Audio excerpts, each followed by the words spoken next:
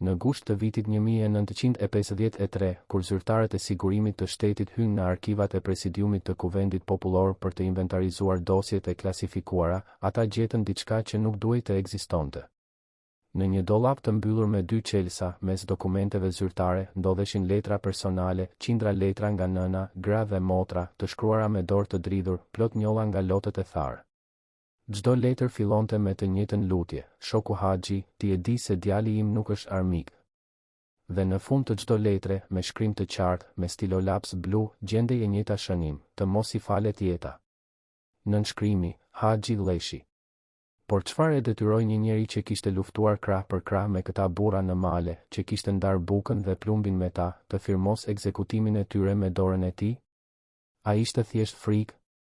Apo diçka më e errët, një pakt me djallin për të ruajtur pushtetin me çdo kusht?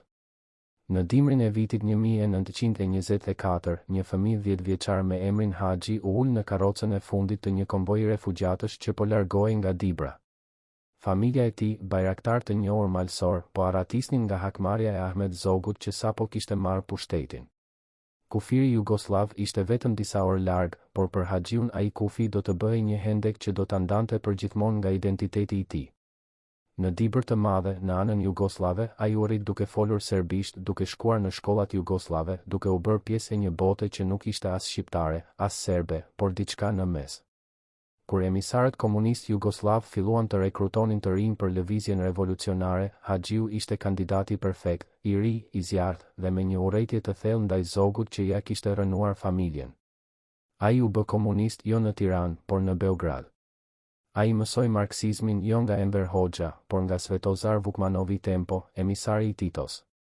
Dhe kur në vitin 1941 ai u kthye në Shqipëri për të nisur rezistencën antifashiste, ai erdhi jo si një shqiptar që kthehej në Adhe, por si një agent i Beogradit që po zbarkonte në terren të huaj. Kjo e vërtet e fshehur, se Haxhi Leshi ishte më shumë jugoslav se sa shqiptar, do të bëhej më vonë një shpath mbi kokën e tij, një sekret që do ta detyronte të bënte gjëra të pafalshme. Gjatë luftës, Haxhiu u bë një nga komandantët më të respektuar të partizanëve shqiptar. Ai luftoi në Dibër, në Peshkopi, në Kukës, gjithmonë në bashkëpunim të ngushtë me brigadat jugoslave të Titos. Ai fliste gjuhën e tyre, ai kuptonte taktikat e tyre, ai ishte ura mes 2 ushtrive. Por kjo afërsi kishte një çmim. Kur lufta mbaroi dhe Shqipëria u çlirua, Haxhiu nuk ishte thjesht një hero lufte, ai ishte një njeri i shënuar. Enver Hoxha, që tashmë po konsolidonte pushtetin absolut, e shihte Leshin me dyshim. Ai e dinte se Leshi kishte lidhje të thella me Beogradin, se ai kishte miq në udhëheqjen jugoslave, se ai fliste serbisht më mirë se shqiv. Por Hoxha ishte një taktician i mprehë. Në vend që ta eliminonte Leshin menjëherë, ai vendosi ta mbante afër, shumë afër. Në vitin 1944, Leshi u emërua ministër i brendshëm, një pozicion që i dha kontroll mbi policinë sekrete dhe aparatin represiv. Ishte një lojë e rrezikshme. Hoxha po i jepte Leshit pushtet, por vetëm për ta testuar besnikërinë e tij. Çdo gabim, çdo hezitim, çdo shenjë simpatie ndaj Jugosllavisë, dhe Leshi do të ishte i pari që do të pushkatohej. Dhe Haxhiu e kuptoi këtë. Ai filloi të distancohej nga e kaluara e tij, të fshinte gjurmët, të mohonte miqësitë e vjetra. Por fati kishte një provë edhe më të egër në pritje. Në qershor të vitit 1948, bota komuniste u trondit nga një lajm që askush nuk e kishte parashikuar. Josif Stalin kishte shpallur Josip Broz Titon armik të socializmit.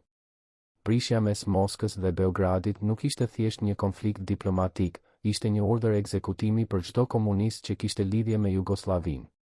Në Shqipëri, Enver Hoxha pa mundësinë e artë për të pastruar partinë nga kundërshtarët e tij. Ai filloi një gjueti shtrigash të pamëshirshme kundër të gjithë atyre që akuzoheshin si titoist dhe lista ishte e gjallë. Koçi Xhoxhe, njeriu i dytë në hierarki, u arrestua, u torturua dhe u pushkatua. Pandi Kristo Themelko, Liri Gega, emra që kishin qenë heronjë të luftës, u shpallën tradhtar dhe u zhdukën në errësirën e burgut apo para skuadrës së ekzekutimit. Dhe Haxhi Leshi? Ai ishte kandidati më i përsosur për të shpallur titoist. Ai kishte jetuar në Jugosllavi për 17 vjet. Ai kishte luftuar krah për krah me partizanët jugoslav. Ai kishte miq personal në udhëheqjen e Beogradit. Nëse dikush duhej të pushkatohej si agent i Titos, ai ishte Haxhi Lleshi. Por diçka e çuditshme ndodhi. Lleshi nuk u arrestua. Ai nuk u akuzua. Ai nuk u zhduk. Përkundrazi, ai u promovua. A ishte kjo një shenjë besimi nga Hoxha? Apo ishte një kurth, një mënyrë për ta mbajtur Lleshin nën kontroll duke e detyruar të provonte besnikërinë e tij me gjak? Në gusht të vitit 1953, Haxhi Lleshi u emërua kryetari i presidiumit të Kuvendit Popullor, pozicioni më i lartë zyrtar në shtet, ekuivalenti i një presidenti. Por ky titull ishte një mashtrim. Në sistemin komunist shqiptar, pushteti real ndodhej në byron politike në duart e Enver Hoxhës. Presidiumi ishte thjesht një zyrë notariale, një vend ku vendimet e marra nga partia merrnin vullën zyrtare. Dhe detyra kryesore e Lleshit ishte një, të shqyrtonte kërkesat për falje të jetës nga të dënuarit me vdekje dhe të vendoste nëse ata do të jetonin apo do të pushkatoheshin. Në teori, Lleshi kishte fuqi absolute mbi jetën dhe vdekjen.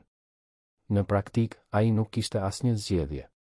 Çdo dosje që i vinte në tavolinë kishte tashmë një shënim të fshehtë nga byroja politike, të mos i falet jeta. Dhe Lleshi firmoste. Ai firmoste çdo ditë, çdo javë, çdo muaj, për 30 vjet. Por kush ishin këta njerëz që ai po dënonte me vdekje?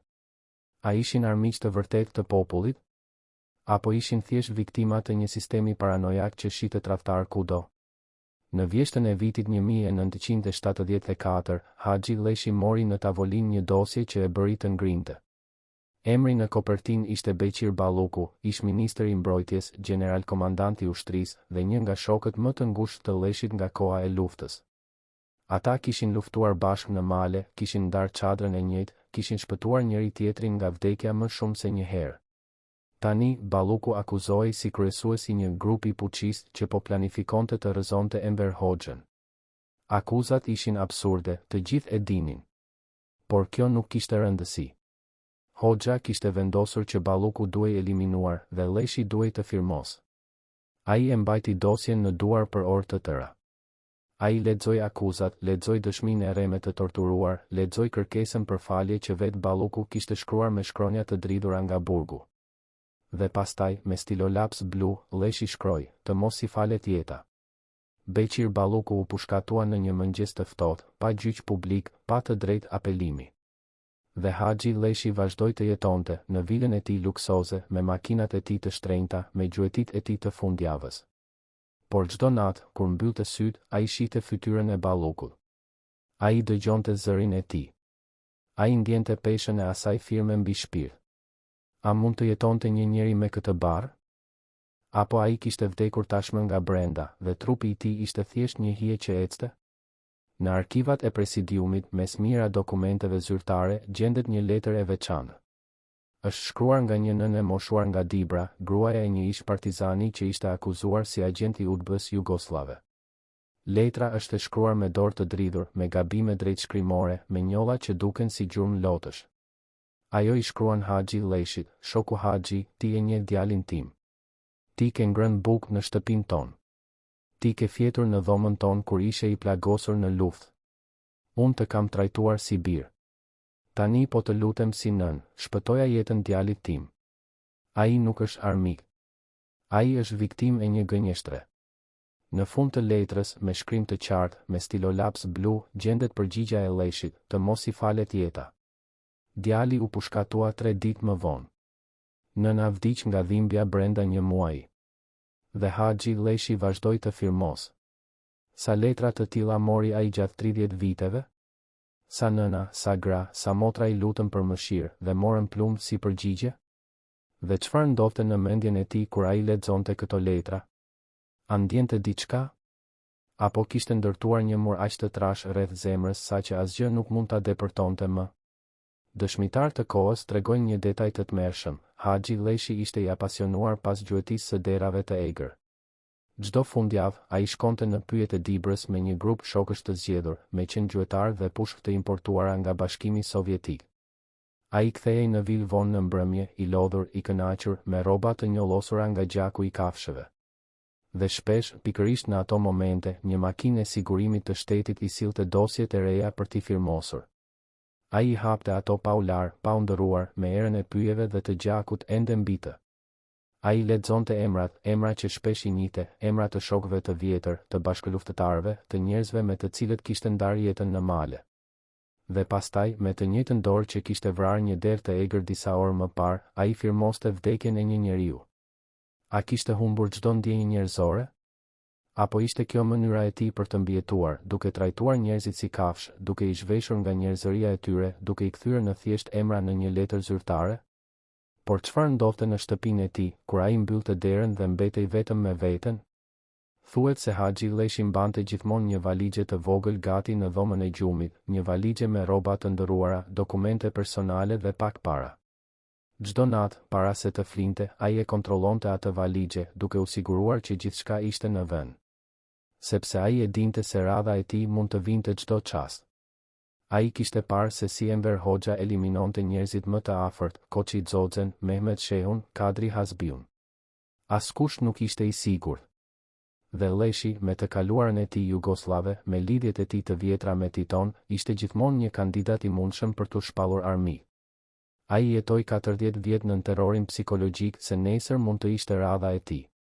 Ai firmosi vdekjen e qindra njerëzve, duke shpresuar se kjo do ta shpëtonte atë. Por a e shpëtoi vërtet? Apo ai ishte tashmë I vdekur nga brenda, një zombi që ecte, që fliste, që firmoste, por që kishte humbur çdo gjë që e bënte njeri? Në dhjetor të vitit 1995, Haxhi Leshi, tani një plak 82 vjeç, u çua para gjykatës së Tiranës. Akuza, gjenocid dhe krime kundër njerëzimit. Prokurorët sollën prova, qindra dosje me firmën e tij, qindra vendime për pushkatim, qindra letra nga familjet e viktimave që ai kishte injoruar. Ata I treguan fotot e njerëzve që ai kishte dënuar, fytyra të njohura, emra që ai njihte mirë. Dhe pastaj, ata e pyetën, pse e bëre? Pse I firmose këto vdekje? Leshi, I ulur në karrigen e të akuzuarit, me trup të thyer nga mosha dhe nga pesha e fajit, u përgjigj me zë të dridhur, kështu ishte koha. Po të mos firmosja unë, do të më firmosnin mua.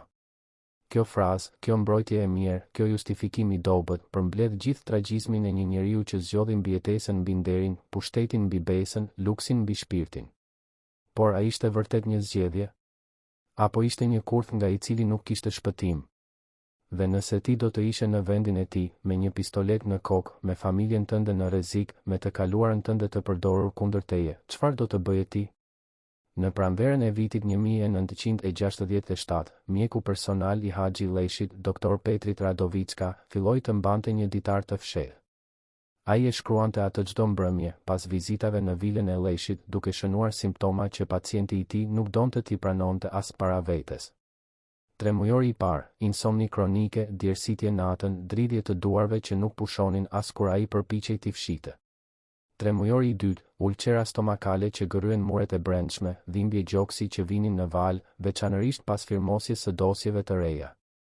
Tremujori I tretë, simptoma që mjeku I quante kolapsi psikosomatik, trupi po refuzonte të vazhdonte atë që mendja e detyronte ta bënte. Doktor Radovicka porosiste ilaçe nga Bashkimi Sovjetik, por asnjë prej tyre nuk shfaqej në dosjen zyrtare mjekësore të Leshit. Çdo recetë mbante vulën sekret shtetëror. Sepse nëse dikush do të lexonte atë listë, sedativ të fuqishëm, antidepresiv, ilaçe për zemrën, barra për të fjetur, do të kuptonte të vërtetën. Haxhi Leshi po vdiste nga brenda, qeliz pas qelize. Nga jashtë ai duhej të dukej si shtylla e palëkundur e shtetit. Por çfarë bënte një trup kur shpirti tashmë kishte dorëzuar armët?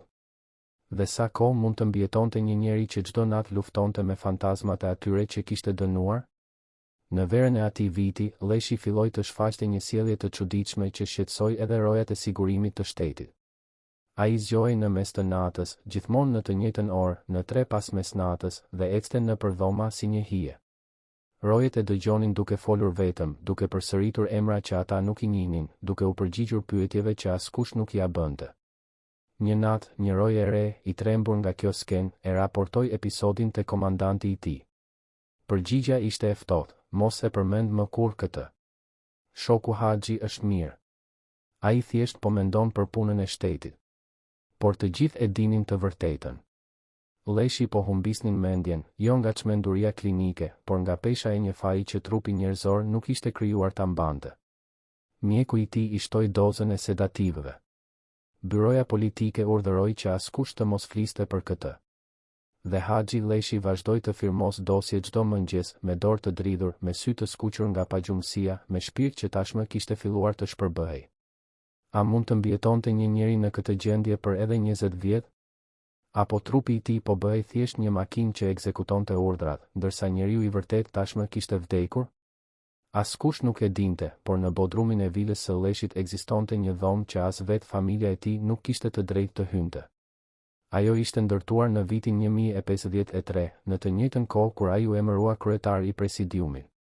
Vetëm 3 njerëz kishin çelësat: Leshi, shefi I sigurimit të shtetit, dhe një arkitekt që vdiq në rrethana të dyshimta 6 muaj pas përfundimit të punimeve. Brenda asaj dhome ndodheshin arkiva personale që Leshi mbante të ndara nga dosjet zyrtare. Kopje të letrave që ai kishte marrë nga familjet e të dënuarve, fotografi të vjetra nga lufta, letra personale nga shokët që më vonë ai do t'i dënonte me vdekje. Pse I ruante ato? Pse nuk I digjte, siç do të kishte bërë çdo njeri I mençur në pozicionin e tij? Një ishroj, që sot jeton në anonimitet, tregon se një herë e pa Leshin duke zbritur në atë bodrum në mes të natës, duke mbajtur një qiri në dorë sepse nuk donte të ndezë dritat elektrike. Ai hyri në atë dhomë dhe qëndroi atje për orë të tëra. Kur doli, fytyra e tij ishte e lagur, jo nga djersa, por nga lotët. Ai po ruante ato dokumente si dëshmi kundër vetes, si një lloj ndëshkimi vetjak, si një mënyrë për t'u kujtuar vetes se çfarë kishte bërë. Por kjo vetë ndëshkim e fshehtë nuk e shpëtonte nga përgjegjësia. Përkundrazi, e bënte edhe më fajtor, sepse ai e dinte saktësisht çfarë po bënte dhe megjithatë vazhdonte ta bënte. Në dimrin e vitit 1970, ndodhi diçka që trondit edhe strukturat më të fshehta të pushtetit. Vajza e Haxhi Leshit, Drita, që ishte martuar me një inxhinier të lartë në Ministrinë e Industrisë, u paraqit papritur në zyrën e babait të saj në presidium. Ajo nuk kishte lajmërim, nuk kishte kërkuar takim zyrtar, thjesht hyri, duke anashkaluar sekretaret dhe rojat. Kur Leshi e pa, fytyra e tij u bë e bardhë. Ai e dinte pse kishte ardhur. 2 ditë më parë, bashkëshorti I saj ishte arrestuar me akuzën se ishte pjesë e një grupi sabotues në industrinë e naftës. Akuzat ishin absurde, të fabrikuara, por kjo nuk kishte rëndësi. Emri I tij tashmë ishte në listën e atyre që do të gjykoheshin dhe do të dënoheshin. Drita erdhi të kërkonte nga babai I saj atë që qindra gra të tjera kishin kërkuar dhe nuk e kishin marrë, mëshirë. Ajo nuk e pyeti nëse bashkëshorti I saj ishte fajtor apo jo. Ajo thjesht I tha: "Baba, ti e di se ai nuk ka bërë asgjë. Ti mund ta shpëtosh. Vetëm një fjalë nga ti dhe ai do të jetë I lirë." Haxhi Leshi e shikoi vajzën e tij, vajzën që ai e kishte mbajtur në krah kur lindi, që ai e kishte mësuar të ecë, që ai e kishte dërguar në shkollat më të mira. Dhe pastaj, me zë të thyrë, ai I tha: "Unë nuk mund të bëj asgjë. Vendimi nuk është I imi." Drita e shikoi për një moment të gjatë, me një shprehje që ishte përzierje e neverisjeje dhe mëshirës. Pastaj u kthye dhe doli pa thënë asnjë fjalë tjetër. Ajo nuk I foli më babait të saj për 15 vjet. Dhe Haxhi Leshi, për herë të parë në jetën e tij, kuptoi se kishte humbur diçka që asnjë pushtet nuk mund ta zëvendësonte, dashurinë e fëmijës së tij. Por historia nuk mbaroi atje. 3 javë më vonë, dosja e gjyqit të dhëndrit të Leshit arriti në tavolinën e tij për shqyrtim final. Vendimi I gjykatës ishte 15 vjet burg. Por byroja politike kishte shtuar një shënim të dorëshkruar, të rishikohet dënimi. Të propozohet dënim me vdekje. Kjo ishte një provë. Enver Hoxha po testonte Leshin, a do të firmos vdekjen e dhëndrit të tij, të burrit të vajzës së tij, për të provuar besnikërinë ndaj partisë? Apo do të refuzonte, duke e shpallur veten armik? Leshi e mbajti atë dosje në duar për 2 ditë të plota. Ai nuk hëngri, nuk foli me askënd, nuk doli nga zyra. Në fund, ai thiri sekretaren dhe I dha një urdhër të çuditshëm: "Kjo dosje të kthehet në byron politike. Unë nuk mund të shqyrtoj për shkak të konfliktit të interesit familjar."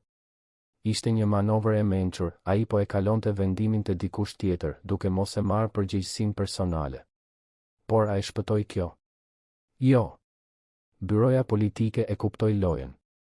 Ata e ndryshuan dënimin në 10 vjet burg, jo nga mëshira, por për ta turpëruar Leshin edhe më shumë, duke i treguar se edhe familja e tij nuk ishte e paprekshme. Dhëndri i Leshit kaloi 10 vjet në kampin e Spaqit. Kur doli, ai ishte një hije njeriu që kishte qenë. Dhe Haxhi Leshi kur nuk e takoi më. Sepse si mund të shikoje në sy një njeri që ti nuk e shpëtove, kur kishe pushtetin ta bëje? Në arkivat e sigurimit të shtetit, në një dosje të klasifikuar me kodin objekti numër 1, gjendet një raport i çuditshëm i datës 27 shkurt 1971. Raporti është shkruar nga një agent i cili kishte detyrë të monitoronte bisedat private të Haxhi Leshit në vilën e tij. Ai shkruan, objekti po zhvillon biseda të shpeshta me veten. Në orën 3:25 të mëngjesit, ai u dëgjua duke thënë, "Beqir, më fal. Unë nuk kisha zgjedhje." Pastaj, pas një heshtjeje, ai shtoi, "Por kush ka zgjedhje në këtë vend? Kush?" Ky raport nuk u përdor kurrë kundër Leshit.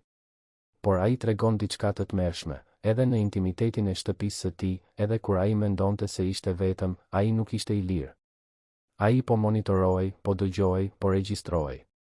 Çdo fjalë, çdo pëshertim, çdo lot i fshehtë, të gjitha bëheshin pjesë e një dosjeje që mund të përdorej kundër tij nëse ai do të bënte një gabim. Ai jetoi 40 vjet nën këtë survejim total. Ai nuk kishte asnjë çast privat, asnjë hapësirë ku të ishte thjesht njeri. Ai ishte një rob që mbante rroba mbretërore, një i burgosur që jetonte në një pallat.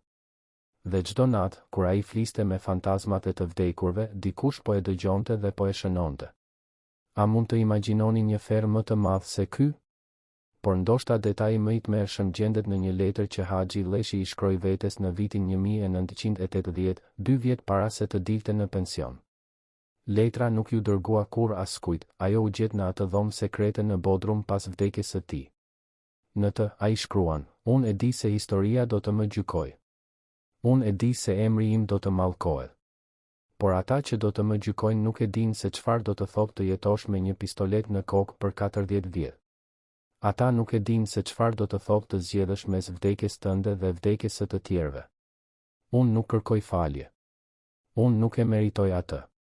Por dua që të dinë, unë vdiqa ditën që firmosa vdekjen e parë. Gjithçka pas asaj ishte thjesht një trup që ecte. Kjo letër nuk është një justifikim. Është një rrëfim. Dhe ndoshta, në atë rrëfim, qëndron e vërteta më e dhimbshme, Haxhi Leshi nuk ishte një monster. Ai ishte një njeri që u thye, që u shndërrua në mjet, që humbi çdo gjë që e bënte njeri, dhe që e dinte saktësisht se çfarë po i ndodhte, por nuk kishte forcë ta ndalonte. A e bën kjo më pak fajtor? Jo. Por a e bën më tragjik? Po. Sepse tragjedia e vërtet nuk është kur një njeri i keq bën gjëra të këqija.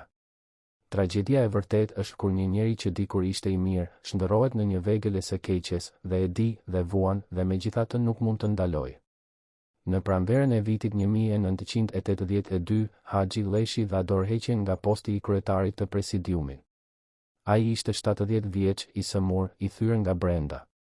Në ceremoninë e largimit, Ramiz Alia, pasardhësi i Enver Hoxhës, mbajti një fjalim ku e lavdëroi Leshin si shërbëtor besnik të popullit dhe të partisë. Por askush në atë sallë nuk besonte ato fjalë. Të gjithë e dinin se Leshi po largohej jo me nder, por me turp të fshehtë. Ai u tërhoq në vilën e tij, ku kaloi 16 vitet e fundit të jetës së tij në një izolim pothuajse total. Ai nuk jepte intervista, nuk shkruante kujtime, nuk fliste me askën për të kaluarën. Ai thjesht priste vdekjen, priste gjykimin e historisë, priste çlirimin që nuk erdhi kurrë. Në dhjetor të vitit 1995, 3 vjet pas rënies së komunizmit, ai u arrestua dhe u çua para gjykatës. Akuza, gjenocid dhe krime kundër njerëzimit. Ai u dënua me burgim. Por ai nuk e kreu kurrë dënimin. Në janar të vitit 1998, zemra e tij, ajo zemër që kishte mbijetuar 40 vjet në stres të paimagjinueshëm, pushoi së rahuri. Ai vdiq në shtëpinë e tij, i rrethuar nga familja që e kishte humbur besimin tek ai, duke mbajtur sekretet që nuk i rrëfeu kurrë plotësisht. Por pyetja mbetet, çfarë do të kishit bërë ju në vendin e tij? Kur zgjedhja është mes jetës suaj dhe jetës së të tjerëve, mes mbijetesës dhe nderit, mes frikës dhe guximit, çfarë do të zgjidhnit? Dhe a mund të gjykojmë vërtet një njeri pa u vënë kurrë në pozicionin e tij? Në vjeshtën e vitit 1973, ekzistonte një grup njerëzish që dinin gjithçka për Haxhi Leshin. Çdo sekret mjekësor, çdo plan aratisjeje që ai kishte diskutuar në momente paniku, çdo tunel nëntoksor në Tiranë që ai kishte inspektuar natën. Ata ishin 8 persona, as më shumë, as më pak. Mjeku personal Petrit Radovicka. Shefi i rojës së tij, Lambi Peçini. Sekretarja e tij private, Nexhmi Kola. Shoferët, kuzhinierët, njerëzit që hynin në dhomën e tij kur ai flinte. Ata e shihnin Leshin kur ai nuk ishte kryetari i presidiumit, por thjesht një plak i trembur që fliste vetëm natën, që kontrollonte valixhen e aratisjes çdo mbrëmje, që dridhej kur dëgjonte zile të papritur. Ata e dinin se ai nuk ishte pushtetari i pathyeshëm që shfaqej në ceremoni zyrtare. Ata e dinin se ai ishte një rob. Por në 28 tetor 1973, diçka ndryshoi. Ata 8 u thirrën në një mbledhje sekrete nga sigurimi i shtetit. I u dha një zgjedhje e thjeshtë, besnikëri absolute ndaj partisë ose eliminim.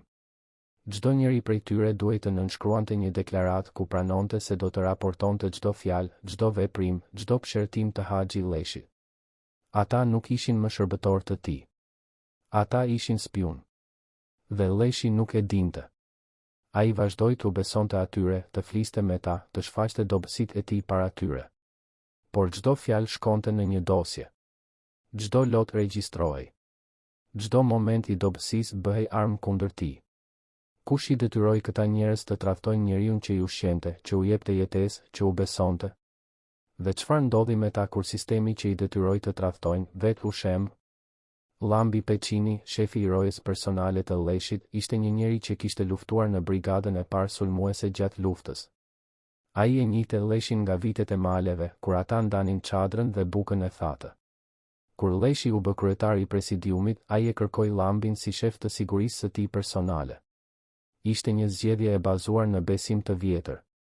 Por në 28 tetor 1973, Lambi u thirr në zyrën e Kadri Hasbiut, ministrit të brendshëm. Atje, ai u vu para një zgjedhje, ose të bëhej informator i sigurimit kundër Leshit, ose të akuzohej si bashkëpunëtor i tendencave liberale të Leshit dhe të pushkatohej. Lambi kishte 3 fëmijë. Ai kishte një grua që vuante nga tuberkulozi. Ai nuk kishte asnjë zgjedhje reale. Ai nënshkroi.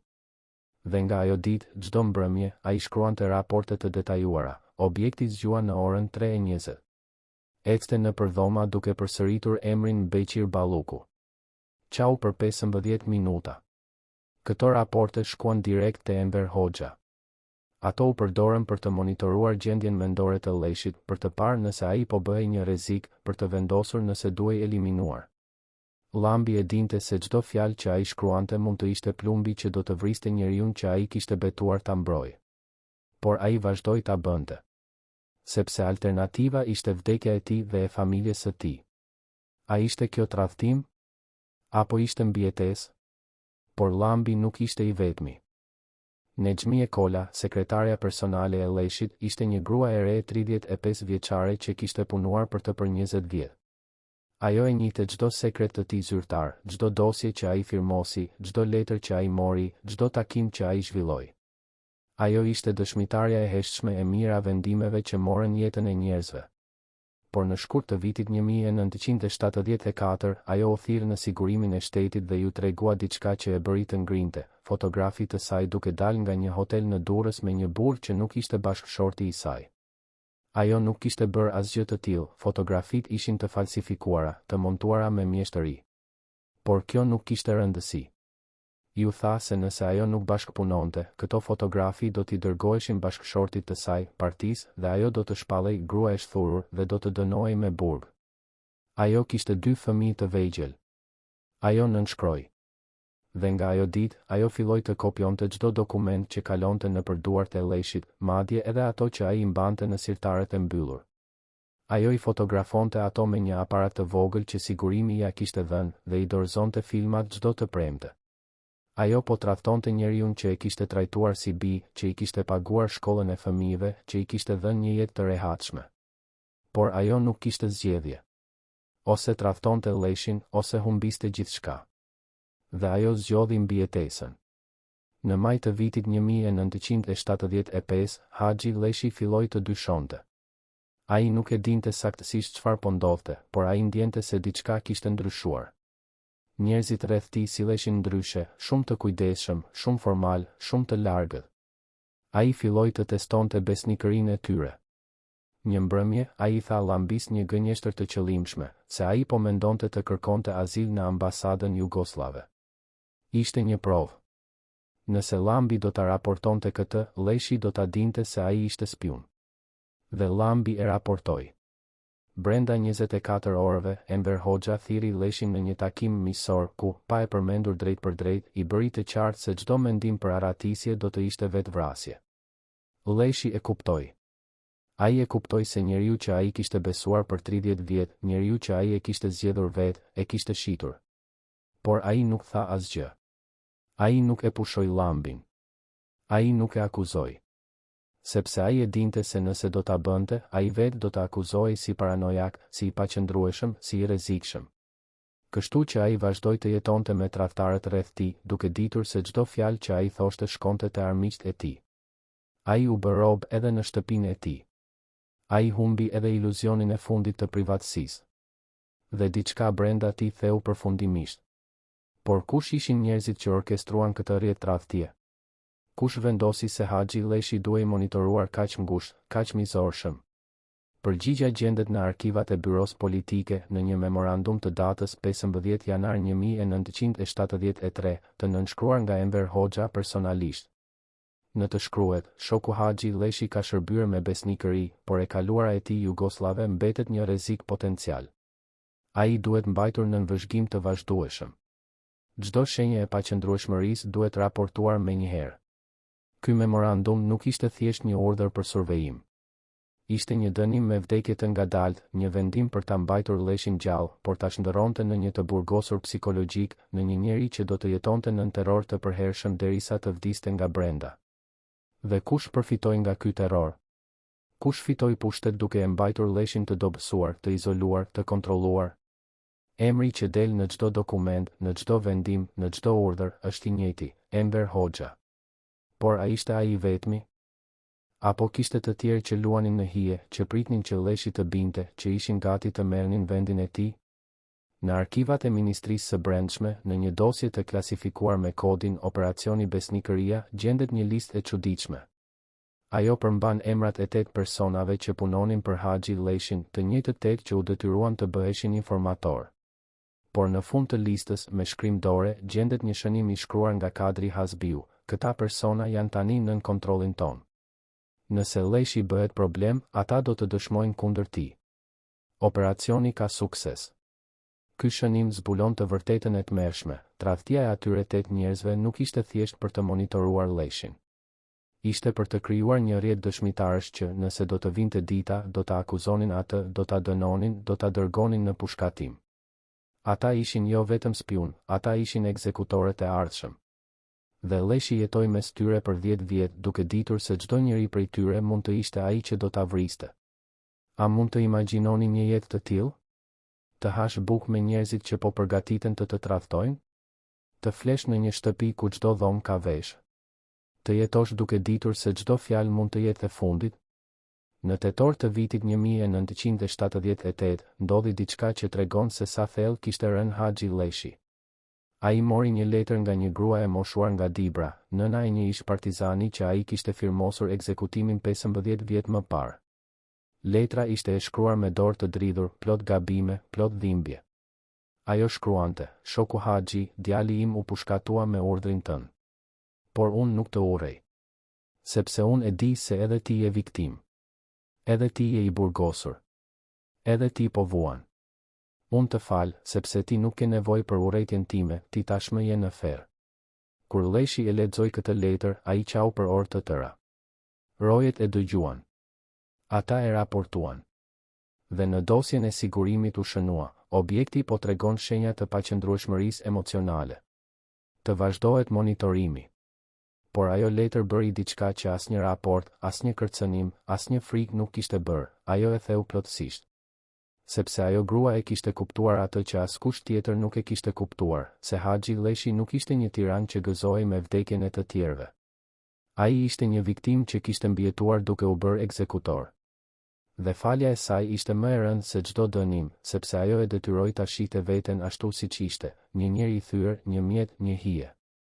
Por pyetja që mbetet është, kush përfitoi nga gjithë ky terror? Kush fitoi pushtet, pasuri, pozicion nga vuajtja e Haxhi Leshit dhe e mira viktimave të tjera? Në janar të vitit 1985, 3 vjet pas vdekjes së Enver Hoxhës, një raport i fshehtë ekonomik u përgatit nga Ministria e Financave. Ai analizonte shpërndarjen e pasurisë dhe pushtetit në Shqipëri gjatë periudhës 1948 deri 1985. Rezultatet ishin shokuese, 15 familje kontrollonin 75% të gjitha pozicioneve kyçe në shtet, ushtri, ekonomi dhe kulturë. Këto familje nuk ishin ato që kishin luftuar në male. Ato ishin familjet e atyre që kishin mbijetuar duke eliminuar të tjerët. Dhe në krye të kësaj liste ishte familja Hoxha, Enver Hoxha, Nexhmie Hoxha dhe rrjeti i tyre. Ata kishin grumbulluar vila, makina, privilegje, pushtet absolut. Dhe si e kishin bërë këtë?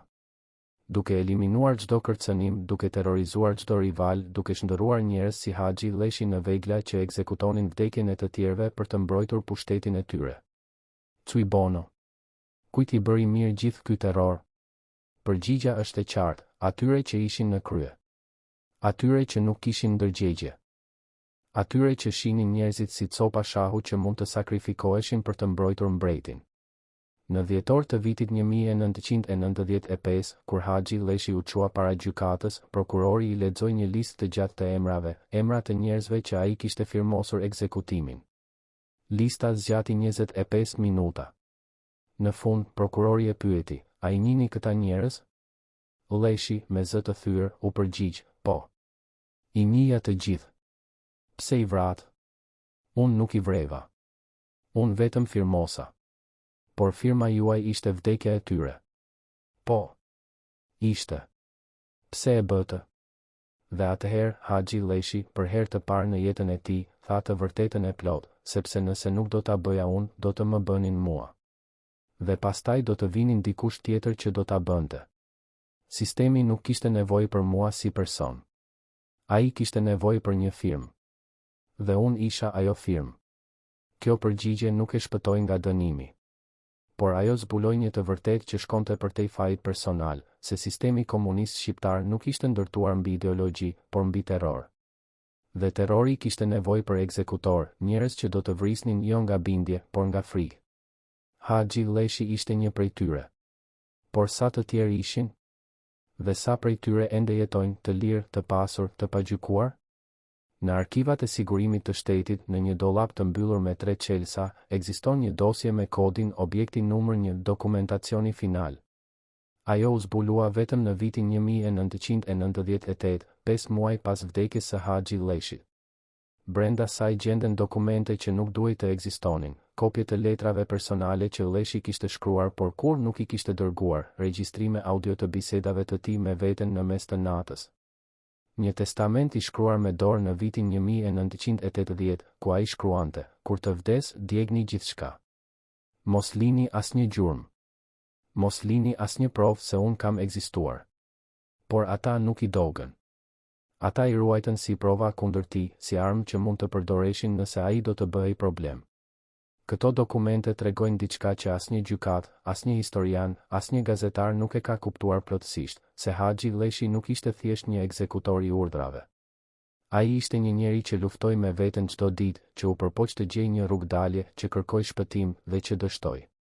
Në një nga letrat e pabotuar, ai shkruan: "Unë kam kërkuar vdekjen çdo ditë për 30 vjet. Por edhe vdekja më ka refuzuar, sepse unë nuk e meritoj as atë." Çfarë e detyroi një njeri të shkruante këto fjalë? Dhe çfarë fshehin këto dokumente që shteti i mbajti sekrete edhe pas vdekjes së tij? Në dosjen objekti numër 1 dokumentacioni final gjendet një regjistrim audio i datës 23 shtator 1979. Është një bisedë që Haxhi Leshi zhvilloi me veten në orën 4:12 të mëngjesit, në dhomën e tij të gjumit, pa ditur se mikrofoni i fshehtë po regjistronte çdo fjalë. A i flet me zë të lodhur, të thyrë, po thuajse të pajet, ti më the një herë se besnikëria është më e rëndësishme se jeta. Por çfarë bën kur besnikëria kërkon vdekjen e atyre që do? Çfarë bën kur mbijetesa kërkon tradhtinë e shpirtit? Unë zgjodha të jetoj. Por a isha unë që jetova? Apo ishte thjesht një trup që ecte, që fliste, që firmoste? Pastaj, pas një heshtjeje të gjatë, ai shton, nesër do të firmos përsëri. Do të ketë një emër tjetër. Një fytyrë tjetër. Një familje tjetër që do të qaj. Dhe unë do ta bëj. Sepse kjo është e vetmja gjë që di të bëj tani. Ky regjistrim nuk u përdor kur në gjyqin e tij. Por ai zbulon një të vërtetë që shkëput zemrën, se Haxhi Lleshi nuk ishte një monster pa ndërgjegje. Ai ishte një njeri që vuante çdo ditë, që luftonte me veten çdo natë, që dinte saktësisht se çfarë po bënte dhe që nuk kishte forcë ta ndalonte. A e bën kjo më pak fajtor? Jo. Por a e bën më tragjik? Po. Në mars të vitit 1996, një vit pas dënimit të tij, një gazetar i ri nga Tirana kërkoi të intervistonte Haxhi Lleshin në shtëpinë e tij. Ishte hera e parë që dikush kërkonte ta dëgjonte versionin e tij të plotë të historisë. Lleshi, tani 82 vjeç, i sëmur, i dobësuar nga vitet e burgut dhe nga pesha e fajit, pranoi. Intervista zgjati 4 orë. Ajo nuk u botua kur, redaktori e refuzoi duke thënë se ishte shumë e rrezikshme, shumë e dhimbshme, shumë e vërtetë. Por kopja e regjistrimit ekziston në arkivat private të gazetarit. Në atë intervistë, Lleshi flet për herë të parë për ndjenjat e tij, për ëndrat që ai kishte pasur si i ri, për momentin kur ai kuptoi se kishte humbur shpirtin e tij. Ai thot, kur firmosa vdekjen e parë, unë mendova se do të ishte e vetmja. Mendova se do të ishte një përjashtim, një rast i veçantë. Por pastaj erdhi e dyta. Pastaj e treta. Pastaj 10. Pastaj 100.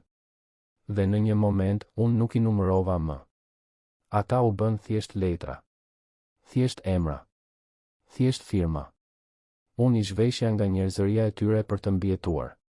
Sepse nëse do t'i shija si njerëz, do të vdisja nga brenda.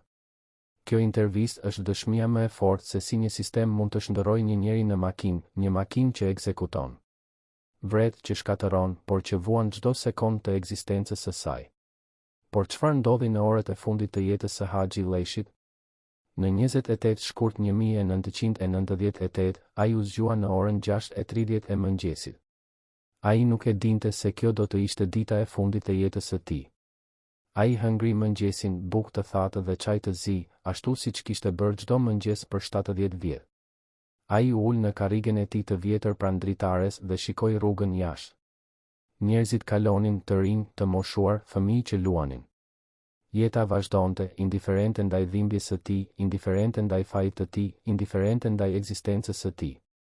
Në orën 10:20, ai thiri vajzën e tij, dritën, që kishte ardhur ta vizitonte. Ai i tha, unë di se ti nuk më fal. Unë nuk pres falje. Por dua që të dish se çdo natë, për 50 vjet, unë kam parë fytyrat e atyre që kam firmosur. Çdo natë, ata më kanë pyetur, pse? Dhe unë nuk kam pasur përgjigje. Sepse nuk ka përgjigje që mund të justifikojë atë që kam bërë. Drita qau. Ajo e përqafoi babajnë e saj për herë të parë në 20 vjet. Dhe në atë moment, Haxhi Lleshi ndjeu diçka që nuk kishte ndjerë për dekada, lehtësim. Jo falje. Jo shpëtim.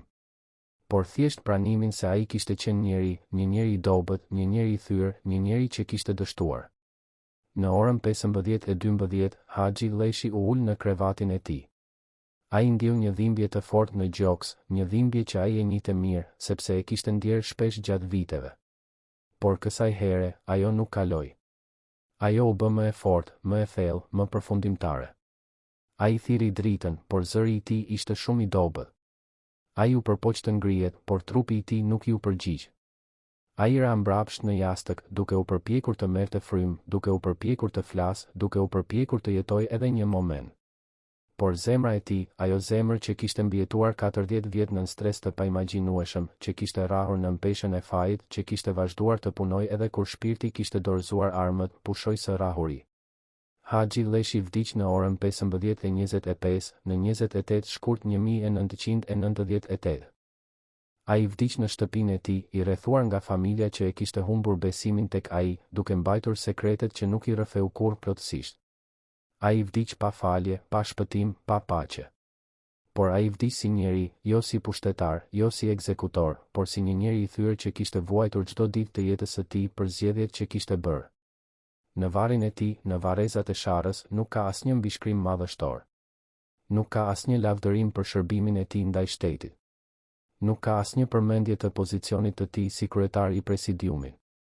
Ka vetëm një pllak të thjeshtë guri me emrin e tij dhe datat, 1913, 1998. Asgjë më shumë. Sepse çfarë mund të shkruhet për një njeri që firmosi vdekjen e qindra njerëzve, por që vetë vdiq nga brenda shumë kohë përpara se trupi i tij të pushonte së ekzistuari? Çfarë mund të shkruhet për një njeri që zgjodhi mbijetesën mbi nderin, pushtetin mbi besën, luksin mbi shpirtin, dhe që pagoi çmimin më të lartë të mundshëm, humbjen e vetes? Historia do ta gjykojë Haxhi Lleshin si një kriminal. Dhe ajo ka të drejtë. Por historia duhet të kujtojë gjithashtu se ai nuk ishte i vetmi. Ai ishte thjesht një nga mira njerëz që u shndërruan në vegla të një sistemi që ushqehej me frikë, me tradhtim, me vdekje. Dhe pyetja që mbetet është, sa prej atyre njerëzve ende jetojnë, sa prej tyre ende mbajnë sekretet, dhe sa prej tyre ende presin të gjykohen? Pas vdekjes së Haxhi Lleshit, familja e tij u përpoq të jetojë në heshtje. Vajza e tij, Drita, u largua nga Tirana dhe u vendos në një fshat të vogël në jug të Shqipërisë, ku askush nuk e njihte mbiemrin e saj. Ajo nuk foli kurrë publikisht për babain e saj. Ajo nuk shkroi kujtime. Ajo thjesht jetoi, duke u përpjekur të harronte, duke u përpjekur të falte, duke u përpjekur të gjejë paqe në një botë që nuk e kishte dhënë kurrë atë. Djemtë e saj u rritën pa ditur saktësisht se kush kishte qenë gjyshi i tyre. Ata dinin vetëm se ai kishte qenë dikush i rëndësishëm dhe se kishte vdekur në rrethana të vështira. Kjo heshtje, kjo mohim, kjo fshehje e së vërtetës, ishte mënyra e vetme që familja mund të mbijetonte. Sepse në Shqipërinë pas komunizmit, të qenit pasardhës i një ekzekutori ishte një barë që askush nuk donte ta mbante. Por çfarë ndodhi me ata që e tradhtuan Haxhi Lleshin? Lambi Peçini, shefi i rojës që e shiti për 30 vjet, vdiq në vitin 2003 nga kanceri i mushkërive. Ai nuk u gjykua kurrë. Ai nuk u pyet kurrë. Ai jetoi një jetë të qetë, me pension të mirë, me familje të lumtur, pa u ndier kurrë fajtor. Nexhmi Ekola, sekretarja që kopjoi dokumentet sekrete, u martua përsëri dhe u zhvendos në Itali, ku jeton ende sot. Ajo nuk ka folur kurrë për atë që bëri. Ajo ka harruar, ose pretendon se ka harruar. Mjeku personal, Petrit Radovicka, vdiq në vitin 1999, duke mbajtur sekretet mjekësore të Lleshit deri në varr. Asnjë prej tyre nuk u ndëshkua. Asnjë prej tyre nuk u detyrua të përballej me atë që kishin bërë. Ata mbjetuan, ashtu siç kishte mbjetuar Haxhi Lleshi, duke zgjedhur heshtjen mbi të vërtetën, frikën mbi guximin, mbijetesën mbi nderin. Dhe çfarë ndodhi me Shqipërinë? Vendi që kishte jetuar nën terror për 50 vjet u përpoq të ndërtonte një demokraci. Por sekretet e së kaluarës mbetën të varrosura. Dosjet e sigurimit të shtetit u mbyllën. Emrat e tradhtarëve, të ekzekutorëve, të përfituesve nuk u zbuluan kurrë plotësisht. Shumë nga ata që kishin shërbyer sistemin e vjetër u bën lider të sistemit të ri. Ata ndryshuan emrat e partive, por jo metodat. Ata folën për demokraci, por ruajtën sekretet. Dhe populli që kishte vuajtur, që kishte humbur të dashurit, që kishte jetuar nën frikë, nuk mori kurrë drejtësinë që meritonte. Sepse drejtësia kërkon të vërtetën.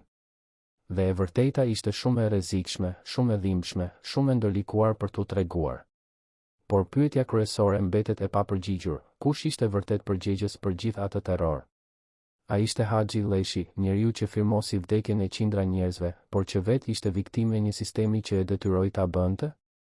A ishte Enver Hoxha, arkitekti i terrorit, njeriu që ndërtoi një shtet mbi frikë dhe vdekje? A ishin ata 8 tradhtarë që shitën besnikërinë e tyre për të mbijetuar? A ishte sistemi vetë, një makinë e ndërtuar për të shndërruar njerëzit në vegla, për të shkatëruar shpirtrat, për të mbajtur pushtetin me çdo kusht? Apo ishte diçka më e thellë, një dobësi njerëzore që ekziston në të gjithë ne, një prirje për të zgjedhur mbijetesën mbi moralin, frikën mbi guximin, heshtjen mbi të vërtetën? Historia e Haxhi Lleshit nuk është thjesht historia e një njeriu. Është historia e një sistemi që shkatërroi një kombë. Është historia e mirë e njerëzve që u detyruan të zgjedhin mes jetës dhe nderit dhe që zgjodhen jetën duke paguar çmimin më të lartë, humbjen e shpirtit. Është historia e një vendi që ende nuk ka guximin të përballojë të kaluarën e tij, të hapë dosjet, të zbulojë emrat, të gjykojë fajtorët. Dhe është historia e një pyetjeje që mbetet e hapur: nëse ti do të ishe në vendin e Haxhi Lleshit me një pistolet në kokë, me familjen tënde në rrezik, me të kaluarën tënde të përdorur kundër teje, çfarë do të bëje? A do të firmosje? A do të tradhtoje? A do të mbjetoje? Apo a do të zgjidhje vdekjen me nder mbi jetën me turp? Por ndoshta pyetja më e rëndësishme është kjo: kush përfitoi vërtet nga gjithë ky terror? Kush jeton sot me pasurinë e vjedhur, me pushtetin e trashëguar, me sekretet e ruajtura? Dhe pse ata nuk janë përgjigjur kurrë? Dosjet ekzistojnë. Emrat janë atje. Provat janë të qarta. Por drejtësia nuk ka ardhur. Sepse ata që duhet të gjykohen janë ende të fuqishëm. Ata që duhet të përgjigjen janë ende në pushtet. Dhe ata që duhet të flasin janë ende të heshtur. Kjo është tragjedia e vërtetë e Shqipërisë, jo se e kaluara ishte e tmerrshme, por se e kaluara nuk ka mbaruar kurrë. Ajo vazhdon të jetojë në heshtjen e sotme, në sekretet e pazbuluar, në drejtësinë e mohuar. Dhe derisa ajo e vërtet të dalë në dritë, derisa ato emra të zbulohen, derisa ata fajtor të gjykohen, historia do të përsëritet. Sepse një kombë që nuk përballet me të kaluarën e tij është i dënuar ta përsërisë atë.